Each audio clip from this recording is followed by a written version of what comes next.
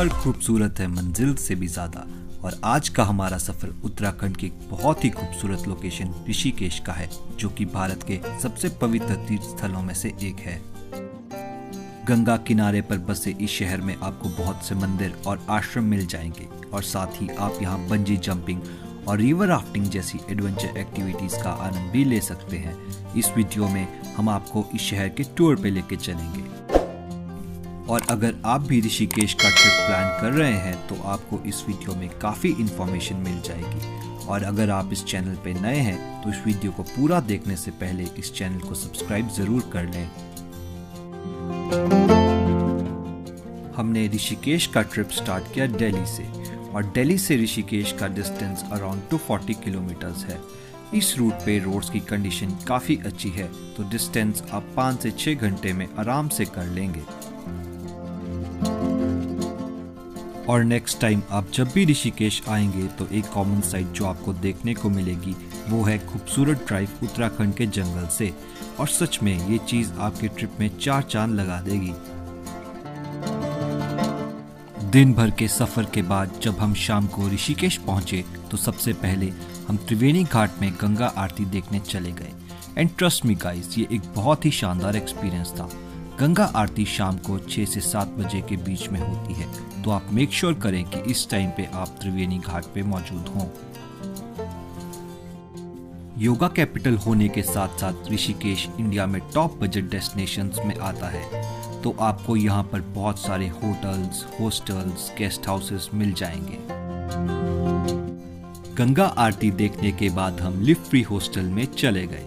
इसकी सबसे खास बात ये थी कि इसकी लोकेशन बिल्कुल सेंटर ऑफ टाउन में थी, जिस कारण हमें शहर घूमने में बहुत ज़्यादा आसानी हो गई। और साथ ही यहाँ की होस्टिंग और रूम की प्राइसिंग बहुत अच्छी थी। Next day early morning checkout करने के बाद हम लक्ष्मण झूला की ओर निकल पड़े। लक्ष्मण झूला के रास्ते में आपको बहुत सी रुद्राक्ष और स्टोन्स की शॉप मिल जाएंगी, जहाँ से आप शॉपिंग कर सकते हैं। और साथ ही आपको एक मुखी रुद्राक्ष भी देखने को मिल जाएगा, जिसके बारे में कहा जाता है कि वो 11 साल में सिर्फ एक ही बार पेड़ पे उगता है और उसे आप खरीद नहीं सकते, उसके सिर्फ दर्शन ही होते हैं। ऋषिकेश ने आज भी अपना कल्चर बहुत अच्छे से प्रिजर्व करके रखा है, और यहाँ पे आपको एक ऑथेंटिक इंडिया का फील जरूर आएगा, चाहे वो आर्टिफैक्ट्स की शॉप हो, कपड़ों की शॉप्स हो, या फिर मंदिरों का आर्किटेक्चर। कुछ देर मार्केट में वॉक करने के बाद हम फाइनली लक्ष्मण झूला पहुंच गए। और लक्ष्मण झूला की कहानी इस प्रकार है कि ये वही जगह है जहां पर लक्ष्मण जी ने गंगा नदी को क्रॉस किया था। लक्ष्मण झूला एक आयरन सस्पेंशन ब्रिज है जिसकी लेंथ 450 फीट है, और गंगा से इसकी हाइट अराउंड 70 फीट है। लक्ष्मण झूला की दोनों तरफ आपको प्रसाद की छोटी छोटी दुकानें मिल जाएंगी, जहां से आप मछलियों के लिए प्रसाद लेकर लक्ष्मण झूले से उन्हें दे सकते हैं। पर बी केयरफुल, ब्रिज पे ज्यादा लीन ना करें क्योंकि ये खतरनाक भी हो सकता है।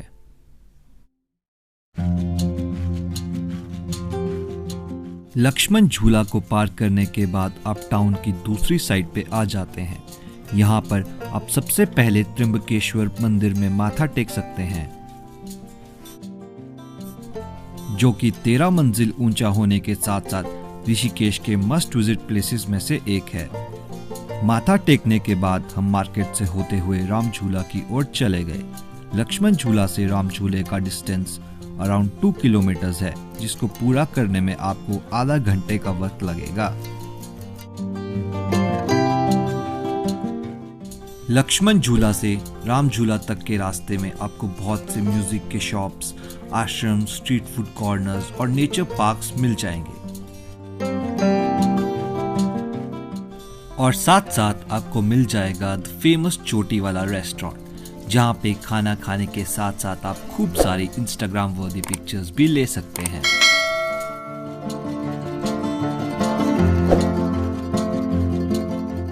चोटी वाला रेस्टोरेंट से कुछ ही कदम की दूरी पर आपको दिखेगा द फेमस राम झूला। एंड ट्रस्ट मी गाइस, ये एक बहुत ही शानदार नज़ारा होने वाला है।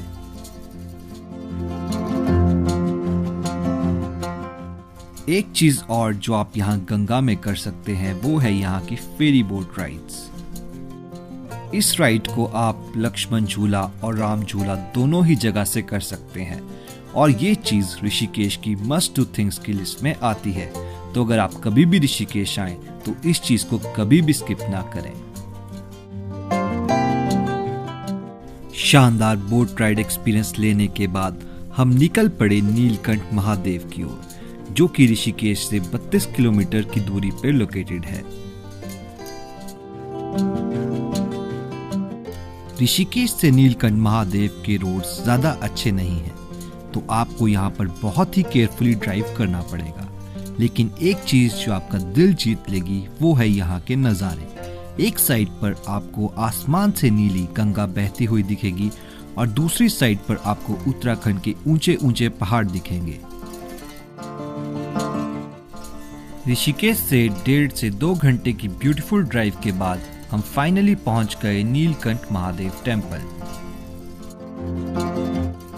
यह मंदिर भगवान शिव को समर्पित है, जिन्हें नीलकंठ महादेव के नाम से भी जाना जाता है।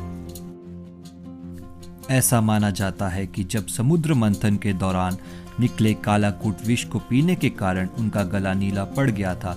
यह भी माना जाता है कि यह पौराणिक घटना इसी स्थल पर हुई थी, इसलिए इस मंदिर को नीलकंठ महादेव मंदिर कहा जाता है।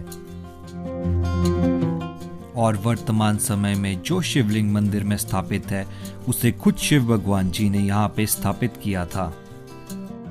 तो अगर आप बात कर लें कि आप ऋषिकेश में कब कब आ सकते हैं, आप यूं तो ऋषिकेश में कभी भी आ सकते हैं क्योंकि यहाँ साल भर बहुत ही अच्छा मौसम रहता है।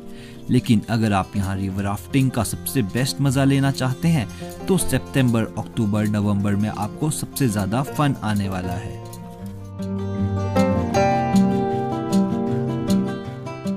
लास्ट जगह जो हमने अपने ऋषिकेश के ट्रिप पे कवर की वो थी द बीटल्स आश्रम, जो कि राजाजी नेशनल पार्क के अंदर स्थित है। माना जाता है कि बीटल्स ने इस आश्रम में रहने के दौरान 40 गाने लिखे थे, जो उन्होंने बाद में अपनी फेमस एल्बम व्हाइट एल्बम में पेश किए।